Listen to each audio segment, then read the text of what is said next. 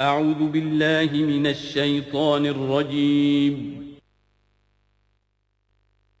بسم الله الرحمن الرحيم.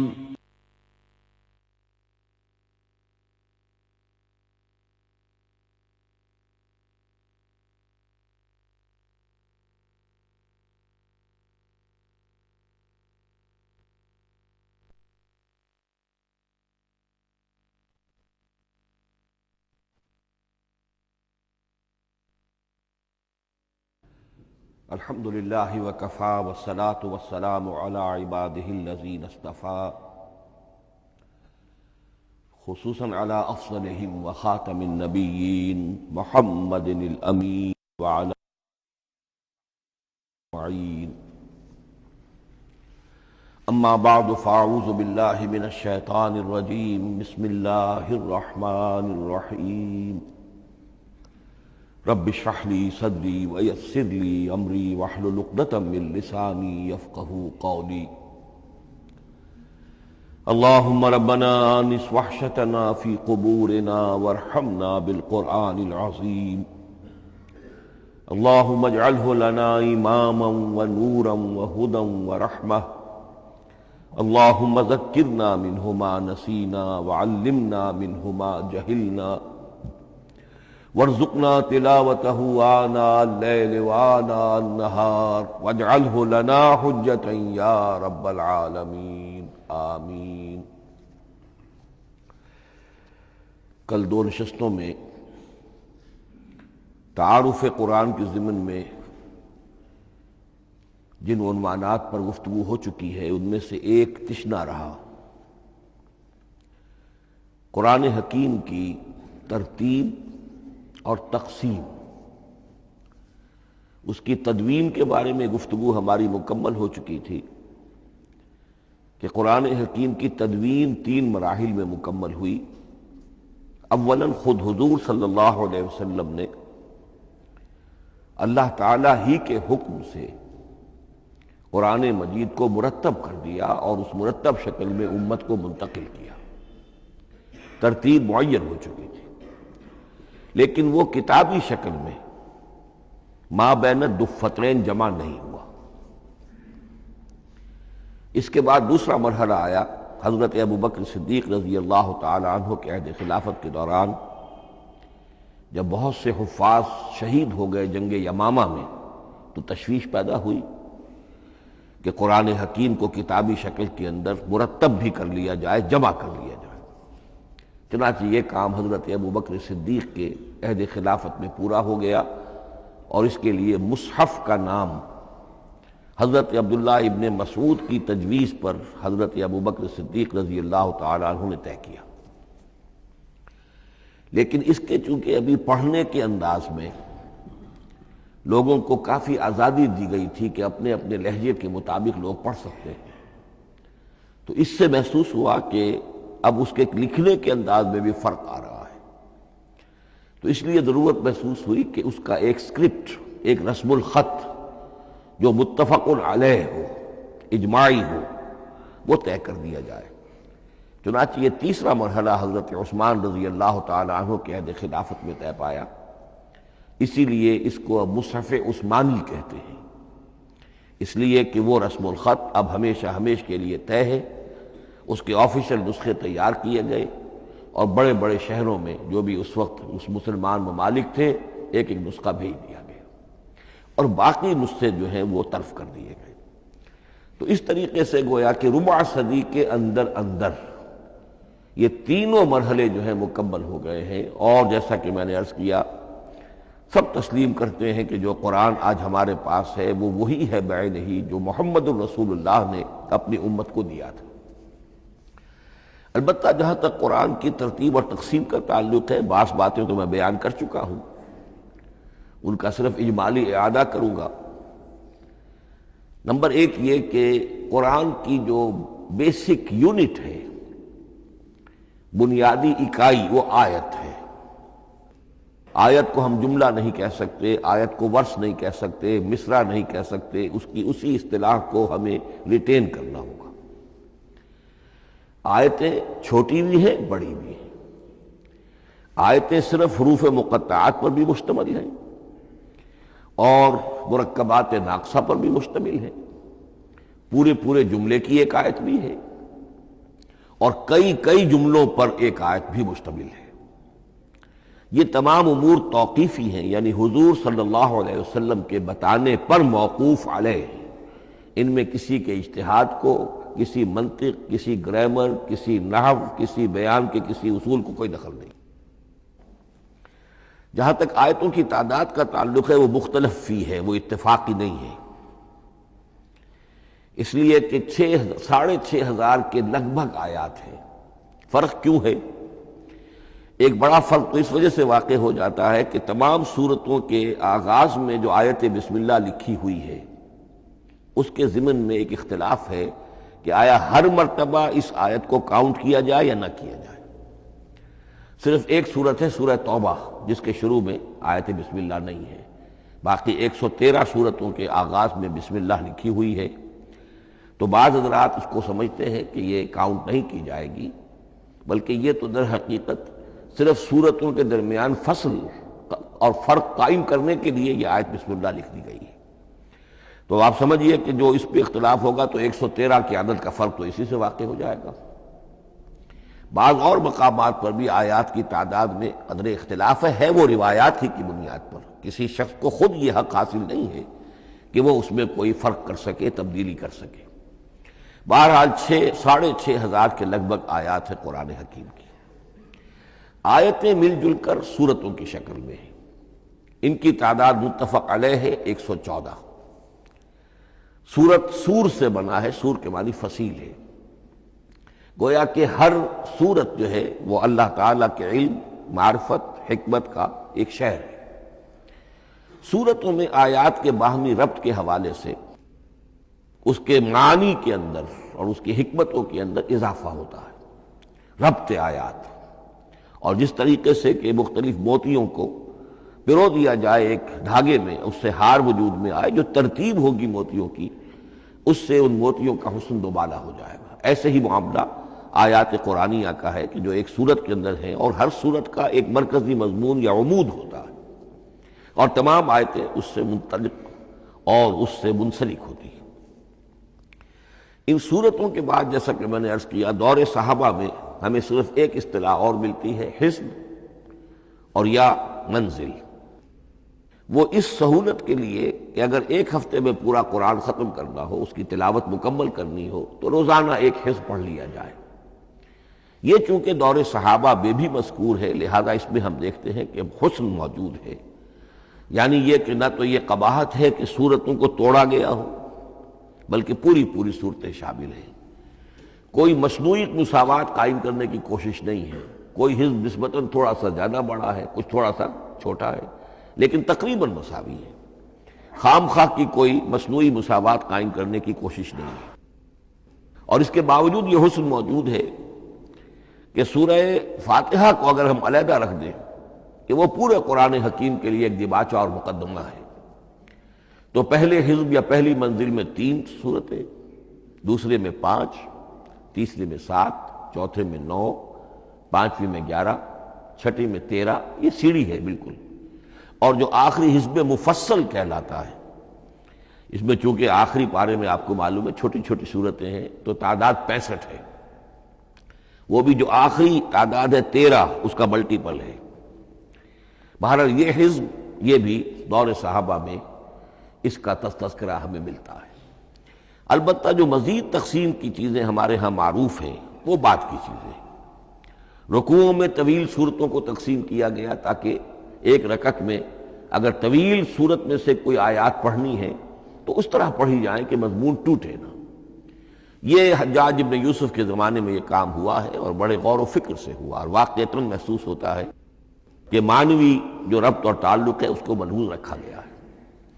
لیکن جو دوسری تقسیم ہمارے ہاں معروف ہو گئی ہے وہ پاروں کی ہے، اول تو یہ معلوم نہیں کہ یہ تقسیم کب ہوئی، مجہول الزمان ہے یہ۔ نمبر 2 یہ کہ اس میں یہ زیادتی بھی نظر آتی ہے کہ سورتوں کی فصیلیں توڑ دی گئی ہیں۔ گویا کہ ایک مصنوعی مساوات قائم کرنے کے لیے کہ 30 دن میں اگر قرآن مجید ختم کرنا ہو، ہر مہینے میں ایک ختم قرآن کوئی شخص کرنا چاہے تو روزانہ ایک پارہ پڑھ کر، لیکن یہ کہ اس میں وہ حسن موجود نہیں ہے، بلکہ یہ قباحت موجود ہے کہ صورتوں کاٹ دی گئی۔ اس کے بعد اب جو بات مجھے عرض کرنی تھی وہ یہ ہے کہ زیادہ عرصہ نہیں گزرا کہ قرآن حکیم کی ترتیب اور تقسیم کے ضمن میں ایک اور حقیقت سامنے آئی ہے، اور یہ حقیقت یہ ہے کہ قرآن حکیم کی سورتوں کے گروپس ہیں۔ اب یہ چونکہ ایک بالکل ماضی قریب کا معاملہ ہے، اس سے پہلے یہ ذکر موجود نہیں تھا۔ اول تو یہ بات بھی مان لیجئے کہ قرآن مجید میں ترتیب اور نظم، اس کے بارے میں ہمارے اسلاف نے نہ کوئی زیادہ محنت کی اور نہ انہوں نے سمجھا کہ اس میں کوئی خاص ربط ہونا ضروری ہے۔ لیکن یہ کہ عہد حاضر میں مولانا حمید الدین فراہی رحمۃ اللہ علیہ ہندوستان میں ایک ایسے عالم پیدا ہوئے کہ جنہوں نے نظم قرآن کو اپنا خاص موضوع بنایا کہ یہ جو آیات باہم جوڑی گئی ہیں تو آخر کوئی حکمت ہے، سورتوں میں جو ربط قائم کیا گیا ہے یقیناً حکمت پر مبنی ہے، ورنہ سب سے سیدھی ترتیب تو جیسا کہ میں نے کل عرض کیا تھا یہ ہوتی ترتیب نزولی سے قرآن کو مرتب کر دیا جاتا۔ لیکن یہ کہ سورتیں آپ کو معلوم ہے طویل سورتوں میں ایسا بھی ہے کہ وہ ایک وقت میں نازل نہیں ہوئی بلکہ متعدد اوقات میں، اور سورہ بقرہ جو ہے وہ تقریباً 2 سال میں اس کی جو تنزیل ہے وہ مکمل ہوئی۔ تو پھر کن آیتوں کو جوڑنا، کس کو کہاں رکھنا ہے، کس کو کہاں رکھنا ہے، تو یہ حضور صلی اللہ علیہ وسلم نے خود کیا ہے، اللہ تعالیٰ کے حکم سے کیا ہے، تو یہ چیزیں حکمت سے خالی تو نہیں ہو سکتی۔ تو انہوں نے اس کو خاص اپنا موضوع بنایا اور ان کے سامنے بعض حقائق آئے ہیں، وہ حقائق ہیں جو اب میں آپ کے سامنے بیان کر رہا ہوں۔ اس میں ایک اشکال ہو سکتا ہے، اسے میں چاہتا ہوں کہ پہلے رفع کر دوں کہ یہ چیز اگر ہمارے اسلاف کے نظر میں نہیں آئی اور ان کی توجہ ادھر نہیں ہوئی تو یہ تو گویا کہ ایک بڑی مشکوک سی بات ہوگی۔ قرآن مجید کے علم کے ضمن میں گویا کہ متقدمین کے فہم پر ہمیں کچھ تان کرنا ہوگا، لیکن یہ بات درست نہیں ہے۔ قرآن مجید ایک ایسی کتاب ہے جس کے بارے میں خود حضور نے جو فرمایا لا تنقضی عجائبہ، اس قرآن کے عجائب کبھی ختم نہیں ہوں، ولا یخلق عن کثرت الرد، بار بار کے پڑھنے سے اس پر کوئی پرانا پن، کوئی بوسیدگی طاری نہیں ہوگی، ولا یشبع منہ العلماء، اور کبھی اہل علم اس سے سیری محسوس نہیں کریں گے۔ تو قرآن مجید لا تنقضی عجائبہ، جیسے جیسے دنیا آگے بڑھ رہی ہے، تمدن آگے بڑھ رہا ہے، علم انسانی جو ہے مادی فزیکل سائنسز کا علم آگے بڑھ رہا ہے، قرآنی حقائق اور مبرہن ہو رہے ہیں، اور واضح ہو رہے ہیں، اور نکھر رہے ہیں۔ بہت سی باتیں ہمارے اسلاف کے علم میں نہیں آ سکتی تھی، اس لیے کہ ابھی انسانی معلومات کا دائرہ بہت ہی محدود تھا۔ ذوالقرنین کون تھے؟ اب چونکہ تاریخ مفسرین کے علم میں نہیں تھی تو سکندر اعظم کو سمجھا گیا کہ ذوالقرنین ہے، حالانکہ سکندر کی شخصیت اور ذوالقرنین کی وہ شخصیت جو قرآن میں بیان ہوئی ہے دونوں میں کوئی مناسبت ہے ہی نہیں۔ اسی طریقے کا معاملہ یہ کہ نظم قرآن کا ایک پہلو کہ جو ابھی پوری طریقے سے آشکارا نہیں ہوا تھا، یہ دور وہ ہے کہ جس میں اللہ کی فضل و کرم سے وہ بات بھی اب کھل کر سامنے آئی ہے، اور اس سے در حقیقت توثیق ہو رہی ہے حضور کے اس فرمان کی کہ لا تنقضی عجائبہ، اس کے عجائب کبھی ختم نہیں ہوں گے۔ انسان محنت کرے گا، کوشش کرے گا، یہ ہیروں کی ایک ایسی کان ہے جس میں سے اور ہیرے نکلتے چلے جائیں گے۔ اس کے ضمن میں ایک بات تو میں نے آپ سے کل عرض کر دی تھی اور آج پھر بھی کہی ہے، سورتوں میں بھی ایک ربط ہے، آیات جو سورتوں کے اندر جوڑی گئی ہیں، پھر سورتیں اکثر و بیشتر جوڑوں کی شکل میں ہیں۔ اس کی کچھ مثالیں بھی کل میں نے آپ کو دی تھی۔ قرآن مجید کی ایک آیہ مبارکہ ہے وَمِن كُلِّ شَيْءٍ خَلَقْنَا زَوْجَيْنِ لَعَلَّكُمْ تَعْقِلُونَ یا لَعَلَّكُمْ تَذَكَّرُونَ، مجھے پوری طرح یاد نہیں ہے۔ ہم نے ہر شے کو جوڑوں کی شکل میں پیدا کیا، اگرچہ اس کو چونکہ قرآن مخلوق نہیں ہے ہم اس پر اس کا اطلاق نہیں کریں گے، لیکن من کل شیء خلقنا زوجین، اس میں اس قدر کیٹیگوریکل سٹیٹمنٹ ہے کہ معلوم ہوتا ہے کہ یہ اصول اتنا اللہ تعالیٰ کے ہاں اتنا پسندیدہ ہے کہ قرآن مجید کی صورتوں میں بھی یہ صورتوں کے بھی جوڑوں کی شکل میں ہونا یہ بہت ہی اظہر من الشمس ہے۔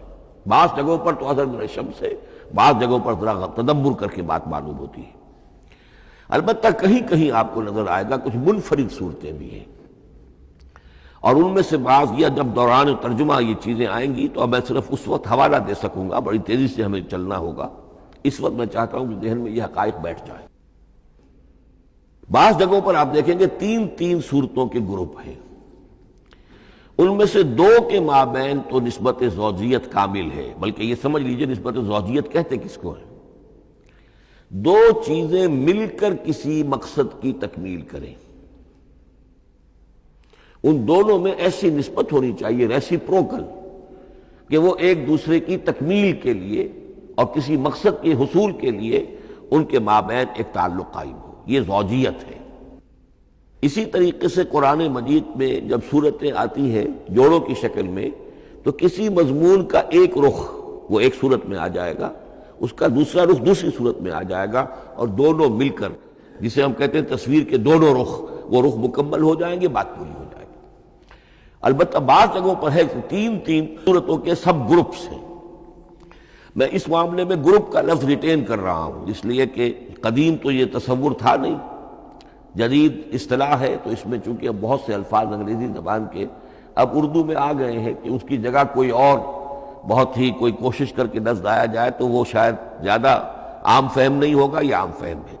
تو گروپس اور سب گروپس، چھوٹے گروپ بڑے گروپ، تو یہ چھوٹے گروپ جو ہے تین تین صورتوں کے، ان میں سے دو کے مابین تو نسبت زوجیت بتمام و کمال ہوگی، اور تیسرے کی حیثیت ضمیمے کی ہوگی۔ اس کی مثالیں بعد میں آئیں گی۔ البتہ یہ جو ضمیمے ہوتے ہیں خود ان کے، یا جو دوسری منفرد صورتیں ہیں، خود ان میں آپ کو فصل کے ساتھ نسبت زوجیت مل جائے گی۔ اس سے آگے چلیے، اب اصل ہے وہ شے جس کو میں آج چاہتا ہوں بیان کرنا۔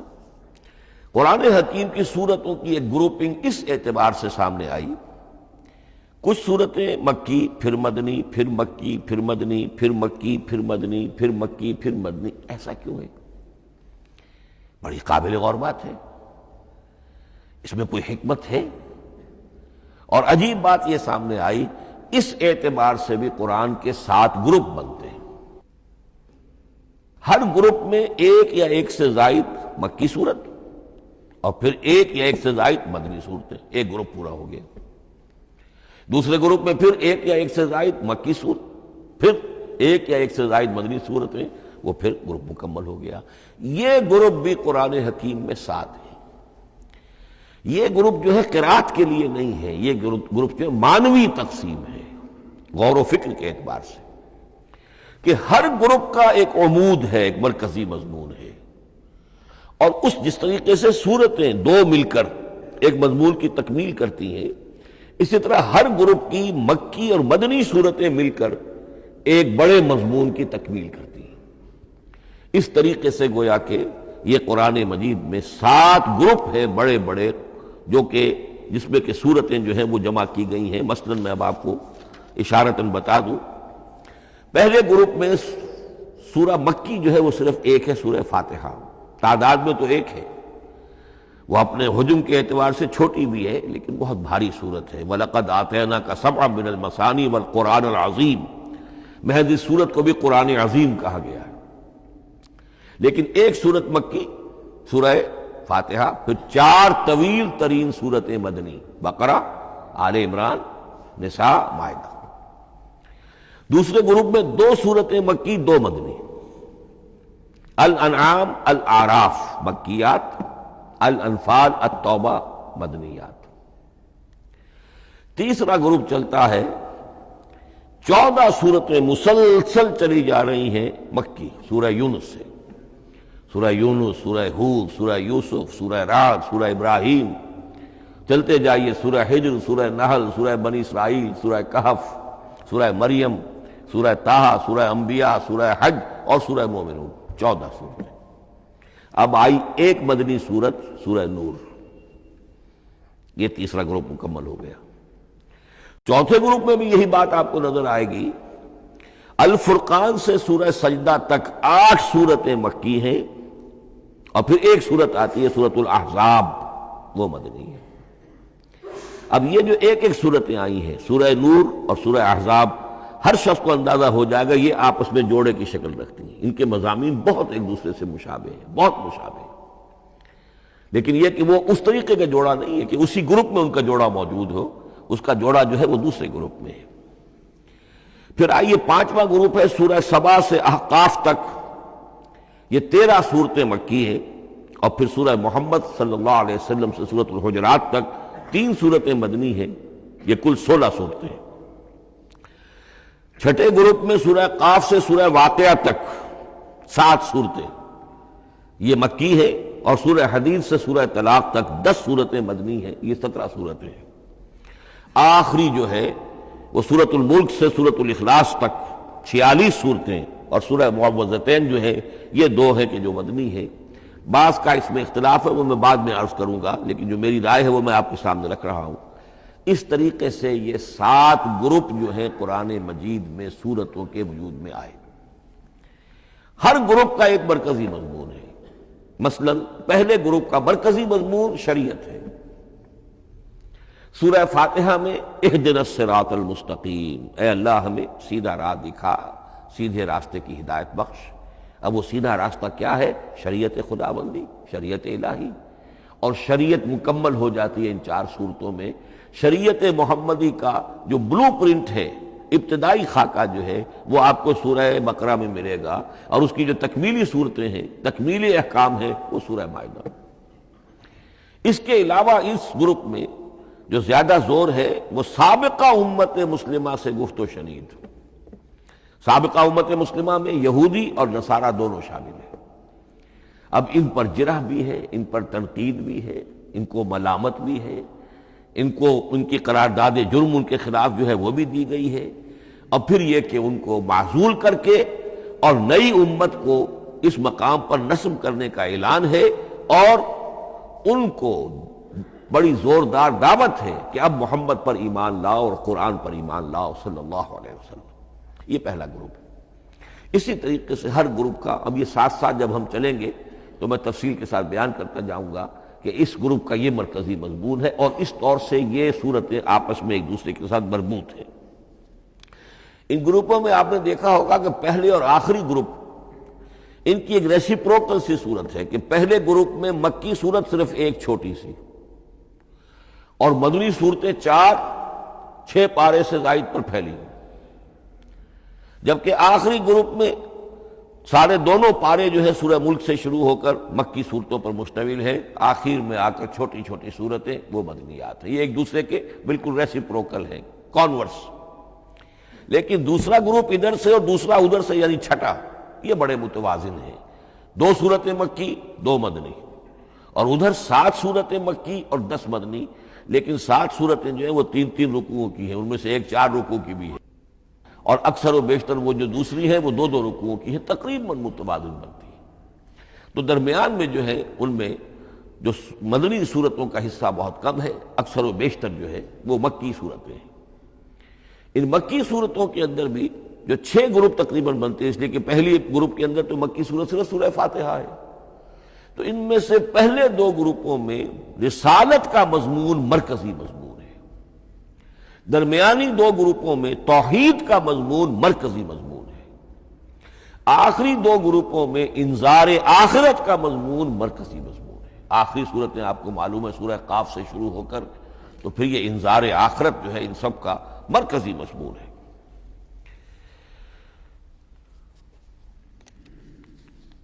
مدنی قرآن جو ہے یہ بھی آپ نوٹ کر لیجئے کہ کل قرآن کا 1/3 ہے تقریباً، اور اس 1/3 کا 2/3 پورا کا پورا پہلے گروپ میں آ گیا ہے۔ سورہ بقرہ، سورہ آل عمران، سورہ نساء، سورہ مائدہ۔ باقی تو پھر جا کے سورہ احزاب، سورہ نساء، پھر 3 چھوٹی صورتیں، پھر آخر میں 2 بہت چھوٹی چھوٹی صورتیں، سورہ انفال اور سورہ توبہ۔ لیکن یہ کہ یہ 2/3 جو ہے مدنی قرآن کا حجم بالکل پہلے ہی اس گروپ کے اندر آ گیا ہے۔ اس کی بھی حکمت ہے، کیوں مدنی صورتوں کو پہلے رکھا گیا؟ میرے علم میں نہیں ہے کہ اس موضوع پر کسی شخص نے گفتگو کی ہو سوائے محمد مارمڈیوک پکتھال کے۔ میرے علم کی حد تک ہو سکتا ہے کہ کسی اور مفسر نے، کسی محقق نے کوئی بات کہی ہو، اس سے بھی زیادہ وزنی کہی ہو، لیکن میرے علم کی حد تک مارمڈیوک پکتھال نے اپنے جو ترجمہ کیا ہے انگریزی میں، اس کے دیباچے میں اس موضوع پر گفتگو کی ہے، بہت ہی عمدہ بات کہی ہے۔ انہوں نے کہا کہ جب یہ قرآن نازل ہو رہا تھا تو اصل اہمیت ایمان کی تھی، پہلے لوگ ایمان لائیں اور پھر جو ایمان لائے ان کو پھر احکام دیے گئے کہ یہ کرو اور یہ نہ کرو، یہ حلال ہے، یہ حرام ہے، یہ فرض ہے، وغیرہ وغیرہ۔ لیکن جب ایک امت وجود میں آ گئی، امت کے وجود میں آنے کے بعد اب نسلاً مسلمان پیدا ہو رہے ہیں، ان کے ہاں اب ضرورت پہلے اسلام کی ہے، چاہے بچہ چھوٹا ہی ہے پہلے اسے احکام سکھائے جائیں گے، بچہ چھوٹا ہی ہے نماز پڑھنی سکھائی جائے گی، بچہ چھوٹا ہی ہے روزہ رکھنا سکھایا جائے گا۔ تو امت کے اس طرح تشکیل پا جانے کے بعد اب اصل اہمیت جو ہے وہ احکام کی ہو گئی ہے، احکام اب مقدم ہے، اور ایمان کا معاملہ جو ہے وہ اس کے بعد مؤخر ہے۔ کوئی شخص بالغ ہوگا، ذہین ہوگا، فطین ہوگا، غور و فکر کی صلاحیت سے اگر اللہ تعالیٰ نے اسے بہرور کیا ہوگا پھر وہ حقیقت ایمان تک رسائی حاصل کرے گا، ورنہ یہ ہے کہ عام ایک مسلمان جو ہے اسے جہاں تک احکام کا تعلق ہے ان پر تو عمل کرنا ہی ہے۔ تو یہ بڑی میں سمجھتا ہوں کہ ذہانت پر مبنی بات ہے کہ جو محمد مارمیلیو پلتھال نے کہی ہے، اور مجھے اس سے اتفاق ہے۔ اب آئیے اگلا معاملہ، اگلی بحث، اگلا موضوع، قرآن کا موضوع کیا ہے؟ کیا قرآن فلسفے کی کتاب ہے، سائنس کی کتاب ہے؟ کیا یہ جیولوجی کی کتاب ہے، فزکس کی کتاب ہے، کس چیز کی کتاب ہے؟ تو پہلی بات یہ سمجھیے، قرآن کا موضوع ہے انسان، لیکن انسان کی اناٹمی نہیں، انسان کی فزیولوجی نہیں، انسان کی انتھروپولوجی نہیں، کچھ نہیں، انسان کی ہدایت۔ یہ ہدایت کا لفظ بنیادی ہے قرآن مجید کے لیے۔ چنانچہ دیکھیے ذرا نوٹ کر دیجئے، سورہ بقرہ کے شروع ہی میں ھدی للمتقین، پھر اس کے وسط میں ھدی للناس، سورہ یونس میں فرمایا ھدی ورحمۃ للمؤمنین، سورہ لقمان میں فرمایا ھدی ورحمۃ للمحسنین،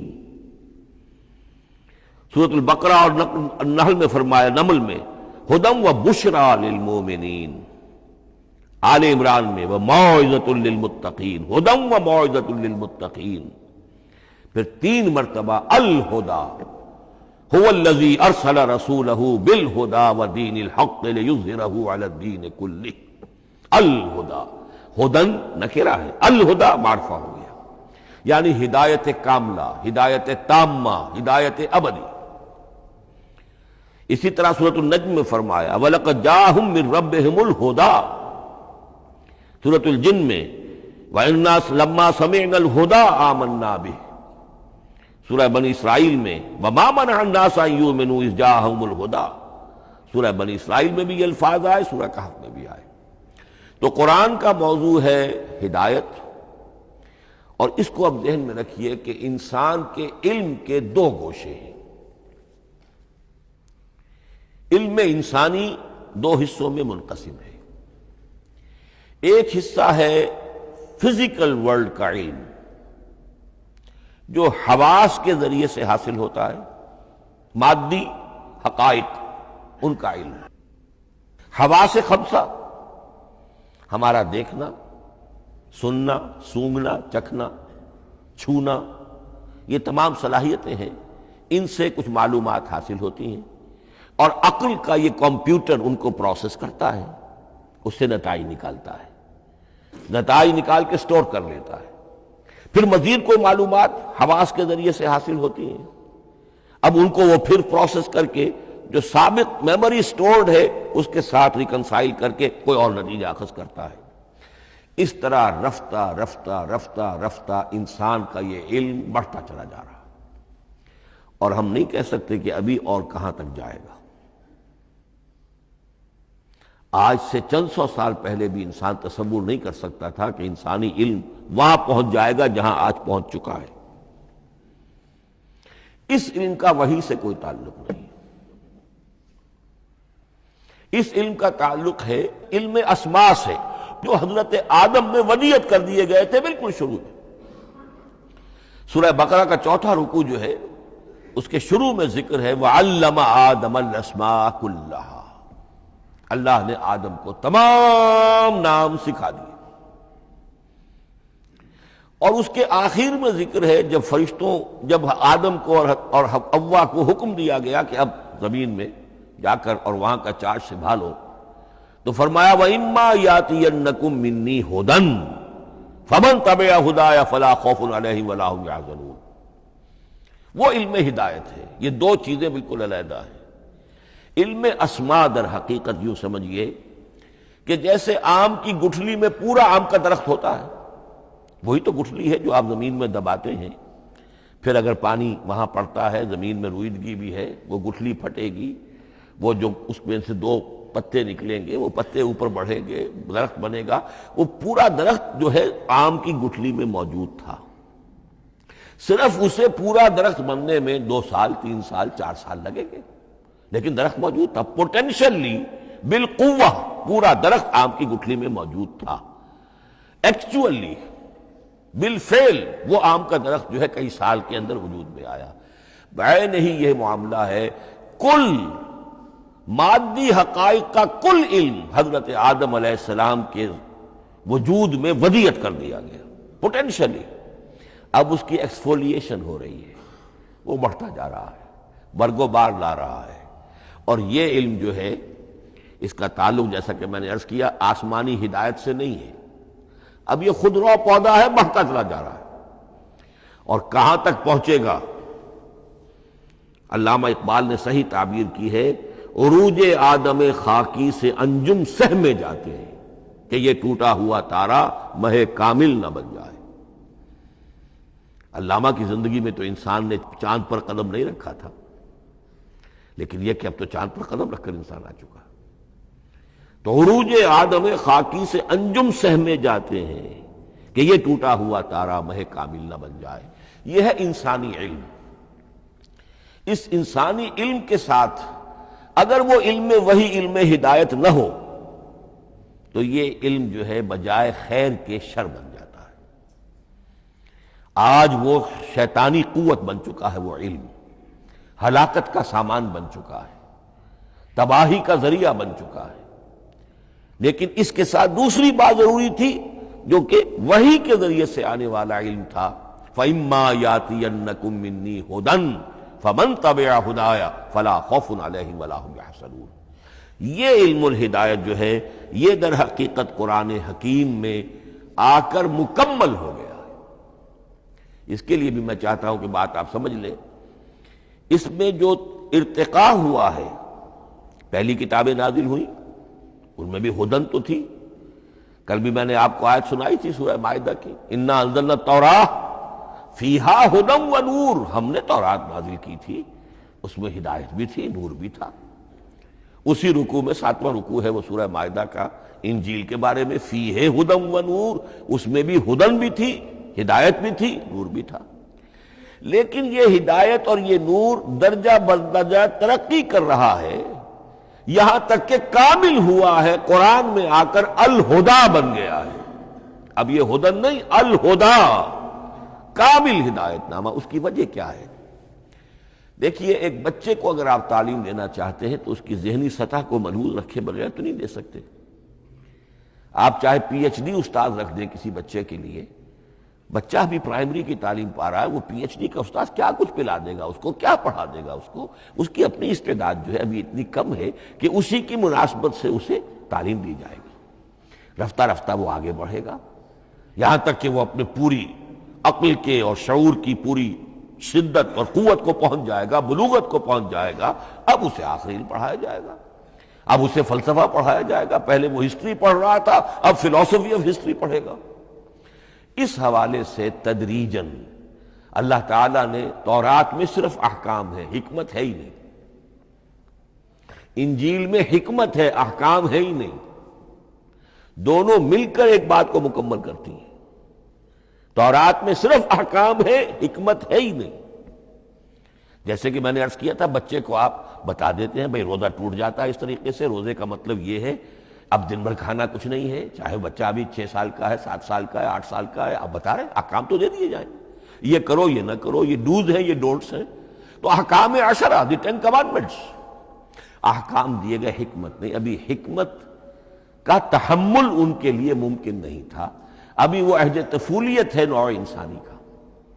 یوں سمجھیے کہ آج سے 3500 سال قبل کا انسان، 1400 قبل مسیح میں تورات دی گئی ہے حضرت موسیٰ علیہ السلام کو۔ اب یہ 2000 مسیح آنے والا ہے تو 3400 سال پہلے کی بات ہے، تو انسانی ذہن ابھی جس سطح پر تھا، یہاں تک کہ 2000 سال پہلے حضرت مسیح علیہ السلام کے بھی یہ الفاظ انجیل میں موجود ہیں، اب بھی موجود ہیں۔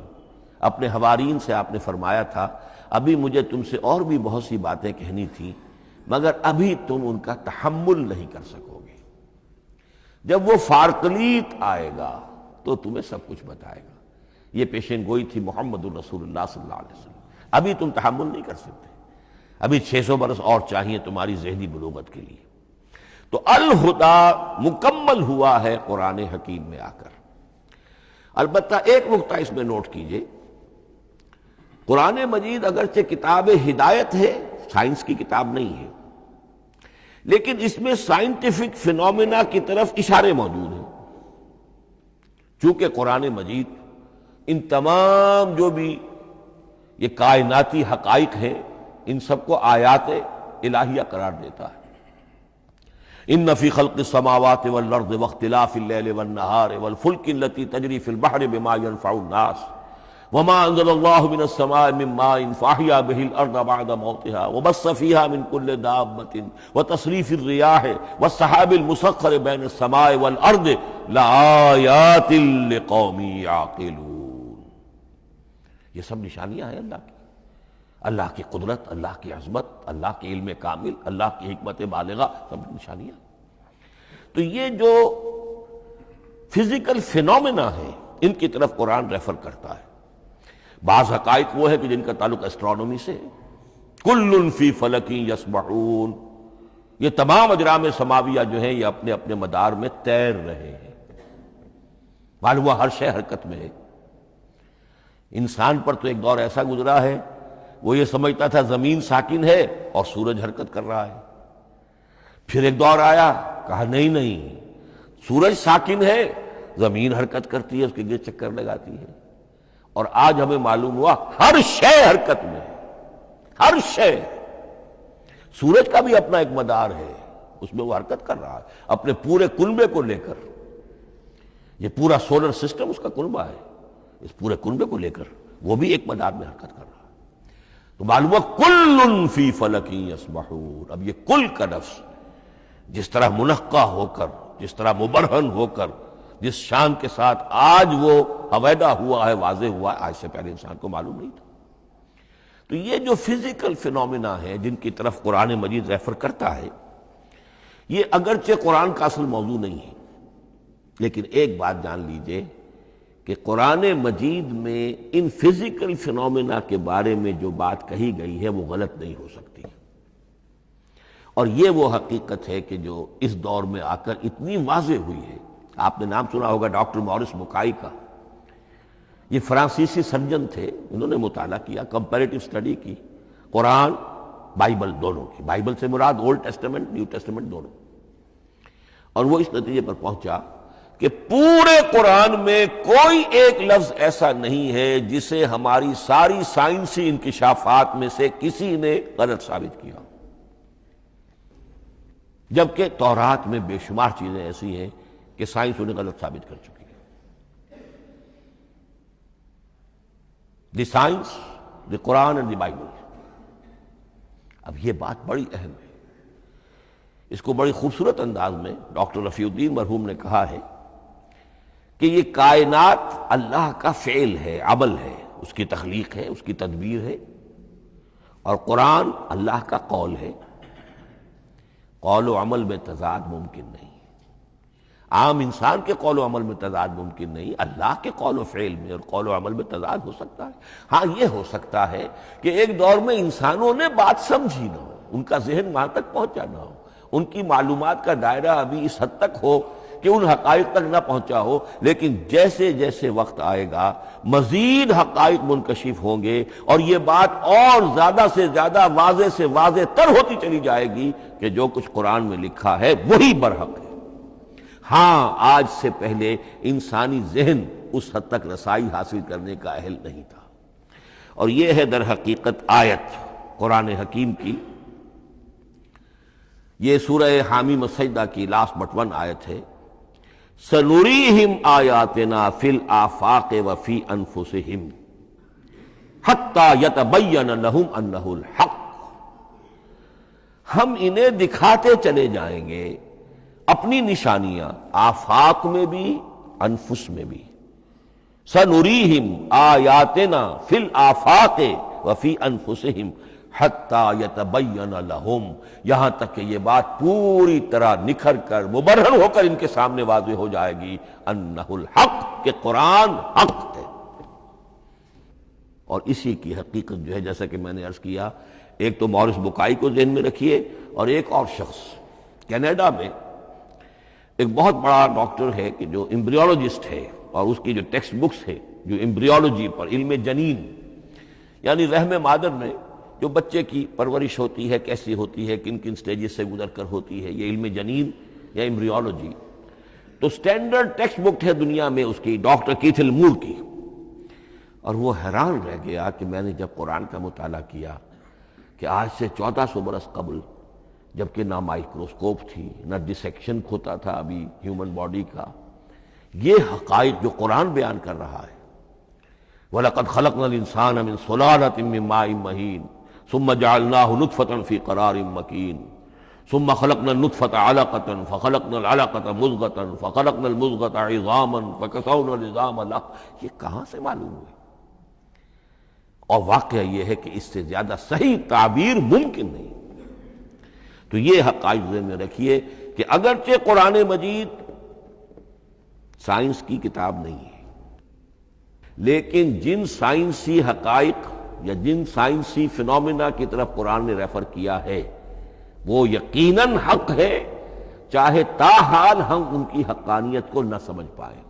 مثلا آج بھی مجھے نہیں معلوم کہ قرآن جو 7 آسمان کہتا ہے تو 7 آسمان سے کیا مراد، مجھے نہیں معلوم، لیکن مجھے یقین ہے کہ ایک وقت آئے گا کہ انسان سمجھے گا کہ ٹھیک ٹھیک یہ الفاظ جو ہیں 7 آسمان یہ منطبق ہوتے ہیں اس حقیقت پر جو آج ہمارے علم میں آئی ہے، پہلے نہیں آئی تھی۔ البتہ ایک اور نقطہ جو بہت اہم ہے عملی اعتبار سے، میں نے اسی لیے یہ ساری تمہید کی ہے کہ قرآن سائنس کی کتاب نہیں ہے، نہ سائنس کی ہے نہ ٹیکنالوجی کی ہے۔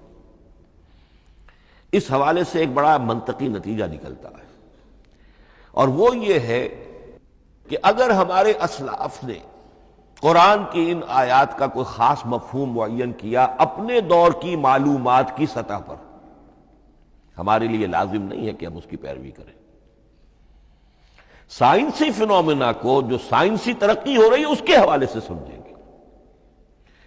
یہاں تک کہ اب آخری بات عرض کر رہا ہوں، خود حضور کا فرمان بھی اس میں قطعی نہیں ہوگا۔ یہ بات بہت ثقیل اور گراں گزرے گی بہت سے لوگوں پر۔ سائنس اور ٹیکنالوجی میں اگر حضور کی کوئی حدیث بھی سامنے آ جائے تو اس کو بھی ہم کوئی دلیل قطعی نہیں سمجھیں گے۔ اس کی وجہ کیا ہے؟ ایک واقعہ بہت اہم ہوا حضور کی زندگی میں۔ حضور جب ہجرت فرما کر تشریف لائے مدینہ منورہ تو آپ کو معلوم ہے کہ حضور کی پیدائش مکے کی، ساری زندگی آپ نے وہاں گزاری۔ وہ وادی غیر ذی زرع ہے، وہاں کوئی پیداوار، کوئی زراعت، کوئی کاشت ہوتی نہیں تھی، آپ کو کوئی تجربہ سرے سے نہیں تھا۔ ہاں تجارت کا تجربہ تھا، بھرپور تجارت کی تھی۔ یہاں آئے تو آپ نے دیکھا کھجوروں کے سلسلے میں انصار مدینہ تعبیر نخل، وہ اس کا ایک اصطلاح ہے۔ کھجور ایک ایسا پودا ہے جس کا ایک فیمیل فلاور ہوتا ہے اور ایک میل علیحدہ۔ اب میل فلاور اور فیمیل فلاور ان دونوں کو قریب لے آئیں تو اس سے اس بات کا زیادہ امکان ہو جاتا ہے فرٹیلائزیشن ہو اور پھل بنے اور زیادہ آپ کو پھل حاصل ہو، فصل زیادہ ہو۔ اگر وہ فاصلے پر رہیں گے تو ہو سکتا ہے کہ اس کا امکان کم ہو، تو وہ ان کو قریب جوڑ دیتے تھے۔ حضور نے دیکھا تو آپ نے فرمایا کہ آپ لوگ ایسا نہ کریں تو کیا ہے، یعنی نیچر جو ہے، nature can take care of it self, آخر فطرت ہے، فطرت نے یہ ساری چیزیں بنائی ہے، آپ ایسا نہ کریں تو کیا ہے۔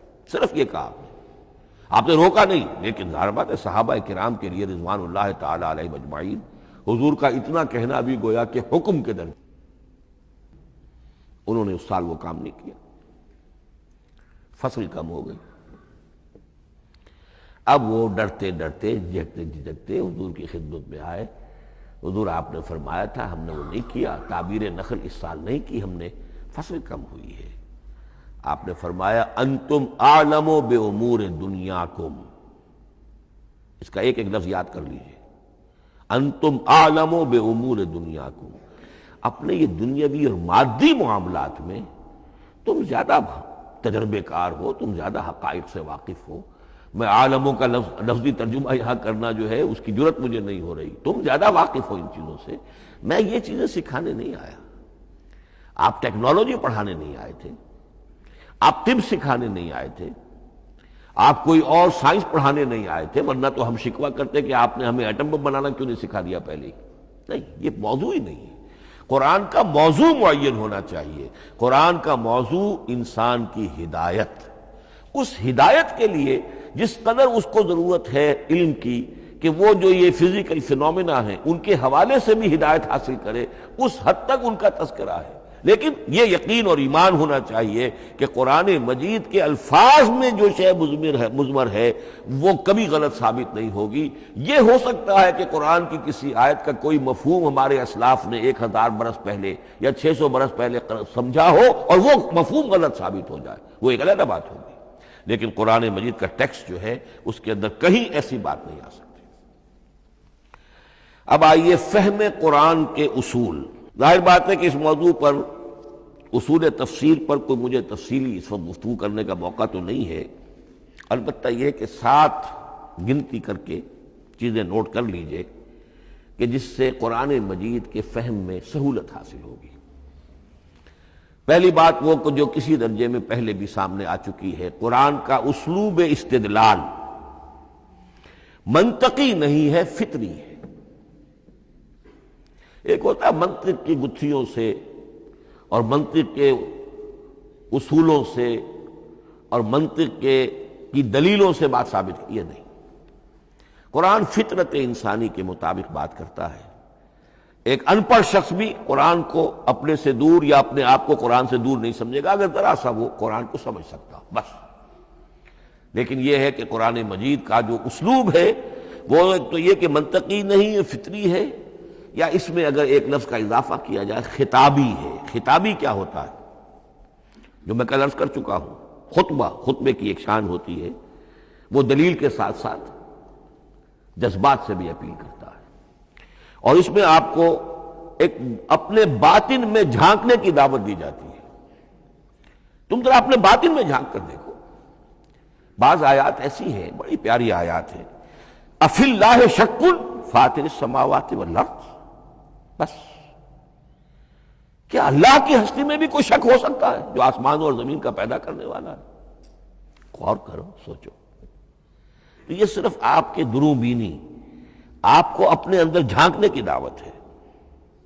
اسی طرح اَإِنَّكُمْ لَتَشْهَدُونَ أَنَّ مَعَ اللَّهِ آلِهَةً أُخْرَىٰ، کیا واقعتاً تم اس کی گواہی دیتے ہو کہ اللہ کے ساتھ کوئی اور بھی الہ ہے؟ یہ گویا کہ کسی کے آنکھوں میں آنکھیں ڈال کر پیئرسنگ آئیز کے ساتھ کسی سے سوال کرنا، کیا واقعی؟ اور اس میں در حقیقت کون سی ہے پس منظر میں؟ یہ بنائے ہوئے ڈھکوسلے ہیں، ان پر خود تمہارا دل مطمئن نہیں ہے۔ تم کہتے تو ہو یہ ہمارا عقیدہ ہے اور یہ ہماری بات ہے اور یہ ہمارا موروثی عقیدہ ہے، ھذا ما وجدنا علیہ آباءنا، ہم نے آباء، لیکن واقعتاً غور تو کرو، کیا واقعی تم گواہی دیتے ہو کہ اللہ کے سوا کوئی اور الہ بھی موجود ہے؟ اس کو آپ کہیں گے خطابی انداز۔ نمبر 2، قرآن حکیم میں 2 طرح کی آیات ہیں، محکمات اور متشابہات۔ یہ سورہ آل عمران کے شروع میں یہ بہت اہم مضمون جو ہے وہ آ گیا ہے۔ هو الذی انزل علیک الکتاب منہ آیات محکمات ہن ام الکتاب واخر متشابہات، آل عمران آیت نمبر 7۔ اب یہ جو متشابہات ہیں یہ کون سی ہیں اور محکمات ہیں وہ کون سی ہیں، اس کو ذہن میں رکھیے۔ نمبر 1، محکم قطعی، تمام جتنی بھی آیات احکام ہیں وہ محکم، یہ کرو یہ نہ کرو، یہ جائز یہ حرام، آیات احکام محکم، اسی ایک مادے سے لفظ بنا ہے یہ، محکم بھی اور احکام حکم۔ البتہ عالم غیب کی ساری خبریں متشابہات میں سے، عالم غیب ہو، عالم ارواح ہو، عالم برزخ ہو، عالم آخرت ہو، ان کے تمام حقائق یہ متشابہات میں سے، ان کو ہم حقیقتاً سمجھ نہیں سکتے، ہمارا تجربہ ہی نہیں، ہمارا کوئی مشاہدہ ہی نہیں۔ جیسا کہ ایک حدیث میں آیا ہے، جنت کی جو بھی نعمتیں ہیں، ایک تو وہ نعمتیں جن کا ذکر قرآن میں ہے اور ان الفاظ میں ہے جن سے ہم واقف ہیں۔ اب ان میں تو یہ ہے کہ حور و قصور اور پھل اور یہ اور دودھ اور شہد اور وغیرہ وغیرہ وغیرہ، وہ چیزیں ہم جانتے ہیں، تو وہ بھی حق ہے، ایسے ہی ہوں گی، اتوب ہی متشابہہ، لیکن یہ صرف نزل ہے، یہ تو ابتدائی مہمان نوازی ہے۔ نزل من غفور رحیم، جو اصل ضیافت ہونی ہے اہل جنت کی، اس کے بارے میں فرمایا وہ نعمتیں دینے ملیں گی، ما لا عین رات ولا اذن سمعت وما خطر علی قلب بشر، جو نہ کسی آنکھ نے کبھی دیکھی، نہ کسی کان نے کبھی سنی، نہ کسی انسان کے دل پر ان کا خیال تک وارد ہو، انہیں ہم کیا سمجھیں گے؟ تو عالم برزخ، عالم آخرہ، عالم غیب، عالم ارواح، ان کی تمام چیزوں کو ہم آیات متشابہات میں سے سمجھیں گے۔ البتہ یہ جو سائنٹیفک فنومینا والی باتیں ہیں مادی علوم کی، ان میں یہ ہے کہ متشابہ اور محکم ہونے کا معاملہ بدلتا چلا جا رہا ہے۔ جب تک وہ ہمارا سائنسی علم وہاں تک نہیں پہنچا تھا، وہ آیت ابھی متشابہ تھی، سمجھ میں نہیں آ رہی تھی، لیکن اب جب کہ وہ بات وہاں پہنچ گئی اور کھل گئی بات، اب معلوم ہوا کل فی فلک یسبحون، اب یہ آیت محکمات میں آ گئی، اب یہ وہ بات نہیں رہی کہ جس کا صحیح مفہوم سمجھنا ہمارے لیے مشکل ہو۔ تیسری بات، تفسیر اور تعویل میں کیا فرق ہے؟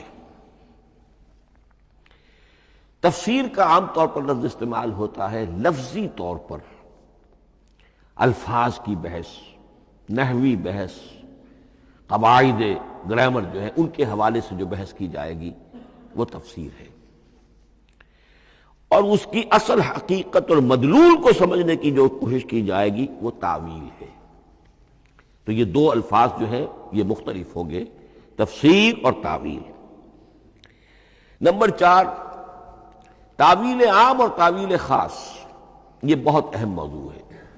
دیکھیے قرآن مجید نازل ہوا ایک خاص ٹائم اینڈ سپیس پس منظر میں، آج سے 1400 برس قبل 610 عیسوی سے لے کر 632 عیسوی تک نازل ہوا، حجاز میں نازل ہوا۔ اس کی ایک اولین مخاطب قوم تھی، وہ ان پڑھ قوم تھی، پڑھے لکھے شاذ الشاذ کالمعدوم کے درجے میں تھے، وہاں فلسفے کا سوال نہیں، کوئی منطق کی بات نہیں، کچھ بھی نہیں، اور اولین مخاطب وہی ہیں، اور جو بھی حالات ہیں اس وقت کے ان کے حوالے سے بات کی جا رہی ہے۔ اب قرآن مجید کی ہر آیت پر اولاً غور ہوگا اس اعتبار سے، جب یہ نازل ہوئی ہے تو اس کا اس وقت کیا مفہوم سمجھا گیا، اس خاص کانٹیکسٹ میں، ٹائم اینڈ سپیس کانٹیکسٹ میں کیا مفہوم سمجھا گیا، یہ ہے تعویل خاص۔ لیکن اب دوسری طرف دیکھیے، یہی کتاب ہدایت ہے ابد الآباد تک کے لیے، اسی کتاب کو 20ویں صدی عیسوی کے انسان کے لیے بھی ہدایت نامہ بننا ہے۔ اگر دنیا طویل ہے اور 500 برس تک ہے تو 25ویں صدی عیسوی کے انسان کے لیے بھی ہدایت نامہ یہی کتاب بننی ہے۔ یہ عرب کے امیین کے لیے ہدایت نامہ تھی تو ایران کے فلسفیوں کے لیے بھی تو ہدایت نامہ تھی۔ لہذا ان الفاظ کے اندر یہ قرآن کے اعجاز کا وہ پہلو ہے جو بہت نمایاں ہے کہ ان الفاظ کے اندر کہ جو ایک خاص کانٹیکسٹ میں نازل ہوئے اور اس وقت ان کا ایک معین مفہوم سمجھا گیا، انہی میں وہ عموم بھی موجود ہے کہ اسی سے ہمیشہ کے لیے ہدایت اخذ کی جا سکتی ہے۔ اس کو ہم کہیں گے تعویل عام، اس کانٹیکس سے ذرا نکال کر اب اس آیت کے الفاظ، اس کا در و بست، اس کا ما سبق، اس کے بعد ما بعد، سیاق و سباق، اس کے حوالے سے بیٹھ کر بات کی جائے۔ تعویل خاص میں شان نزول پیش نظر رہے گا، تعویل عام میں اس آیت کے الفاظ، ان کا در و بست اور آیت کا سیاق و سباق، یہ زیادہ زیر بحث رہے گا۔ تو معلوم ہوا کہ یہ دونوں چیزیں اپنی اپنی جگہ اہم ہیں۔ نہ تو انسان صرف تعویل خاص تک اپنے آپ کو محدود کر لے، اگر وہ کرے گا تو گویا کہ وہ صرف اس دور کا قرآن پڑھ رہا ہے، آج کا قرآن وہ نہیں پڑھ رہا۔ قرآن کے اندر تو واقعتاً یہ شان ہے کہ میں جس کے لیے الفاظ یہ استعمال کیا کرتا ہوں کہ ہر دور کے افق پر ایک خورشید تازہ کے مانند طلوع ہوگی یہ کتاب۔ معلوم ہوگا آج کا قرآن ہے، یہ ہمیں آج ملا ہے قرآن، اور گویا کہ آج جو ہمیں مسائل درپیش ہے ان کا حل ہے جو یہ قرآن پیش کر رہا ہے۔ یہ اس کا اعجاز ہے، یہ اس کا کمال ہے۔ اس اعتبار سے نوٹ کیجئے تعویل خاص اور تعویل عام، یہ الفاظ چونکہ بار بار دورہ ترجمہ آئیں گے تو اس لیے میں نے ان اصطلاحات سے چاہا کہ آپ واقف ہو جائیں۔ ایک اور اس میں بات سمجھنے کی ہے تذکر اور تدبر۔ قرآن سے بنیادی ہدایت حاصل کر لینا، اس کے لیے قرآن انتہائی آسان ہے۔ وَلَقَدْ يَسَّرْنَا الْقُرْآنَ لِلذِّكْرِ فَهَلْ مِن مُدَّكِرٍ۔ ذرا سی انسان کو عربی آتی ہو کہ براہ راست قرآن کا مفہوم آپ کے ذہن اور قلب پر نازل ہوتا چلا جائے، بس قرآن کا اصل جو پیغام ہے، جو اس کی اصل ہدایت ہے، اس کی تمثیل یوں سمجھیے کہ سمندر میں اگر کوئی آئل ٹینکر جو ہے ٹوٹ جائے تو میلوں جو آئل ہوتا ہے وہ سطح سمندر کے اوپر پھیل جاتا ہے، سطح پر رہے گا، نیچے تو جائے گا نہیں۔ تو یوں سمجھیے کہ قرآن مجید کا جو لب لباب ہے، لب لباب، وہ اس کی سطح پر موجود ہے، لیکن اس کے یہ مطلب نہیں ہے کہ صرف سطح ہی سطح ہے، اس کی گہرائی فیتم لس، اس کی گہرائی وہ ہے کہ جس کی کوئی حد نہیں۔ اب اس کے لیے تعمق، گہرائی میں غوطہ زنی کرنا، قرآن میں ہو غوطہ زن اے مرد مسلمان، اس کے اعتبار سے یہ دنیا کی مشکل ترین کتاب، اچھی طرح سمجھ لیجیے، اس کی تہہ تک پہنچنا ممکن ہی نہیں۔ غلطی سے ہم کبھی کبھی کسی شخص کی مدح کرتے ہوئے کہہ دیتے ہیں فلاں شخص کو قرآن پر بڑا عبور حاصل ہے۔ ایک عالم دین نے یہ الفاظ میرے بارے میں کہہ دیے تھے، میں نے فوراً ٹوک دیا۔ میں نے کہا آپ کیا، یہ قرآن کی آپ نے گویا کہ قرآن مجید کی شان میں گستاخی کی ہے، قرآن کی توہین کی ہے۔ عبور کہتے ہیں ایک کنارے سے دوسرے کنارے کو چلے جانا، دریا عبور کر دیا، قرآن کے کنارے ہے ہی نہیں، یہ ناپیدا کنار سمندر ہے، اس سمندر کا کوئی کنارہ نہیں، نہ اس کی گہرائی اور نہ اس کے کنارے۔ لہذا پوری زندگی کوئی امام راضی ہو، کوئی زمخشری ہو، کوئی ہو، پوری زندگی کھپا کر بھی وہ یہ نہیں کہہ سکے گا کہ میں نے قرآن مجید کو بتمام و کمال سمجھ لیا ہے۔ معاذ اللہ، معاذ اللہ، معاذ اللہ، ناممکن۔ وراء الورا ثم وراء الورا، یہ ہے تذکر اور تدبر۔ اس کے لیے تو پوری زندگی انسان کھپائے، پورا وقت اس کے لیے لگائے، پوری صلاحیتیں کھپا دے، تب بھی وہ بہت سی جگہوں پر پھر بھی کہے گا واللہ عالم۔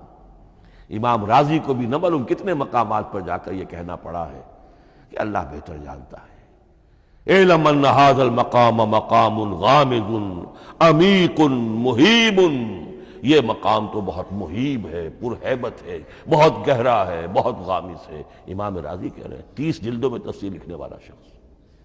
اقول قولی ھذا واستغفر اللہ لی ولکم ولسائر المسلمین والمسلمات۔